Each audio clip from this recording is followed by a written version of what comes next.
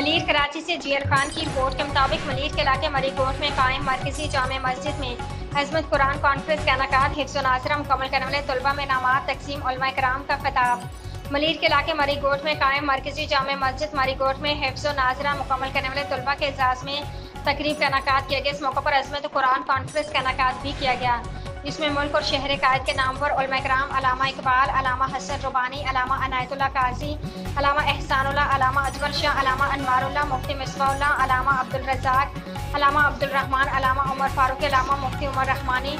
UC chairman doctor Azmatullah Lone, People's Party के रहनुमा अमदाद जोगी और सफ्तर भट्टी समेत इलाके के सियासतदानी शख्सियतों और वकीलों ने बड़ी तादाद में शिरकत की।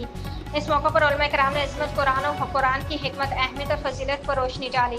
जबकि प्रोग्राम के अख्ताम पर हिफ्ज़ व नाज़रा मुकम्मल करने वाले तलबा की दस्तारबंदी की गई और तलबा में सर्टिफिकेट्स और मेडल तकसीम किए गए।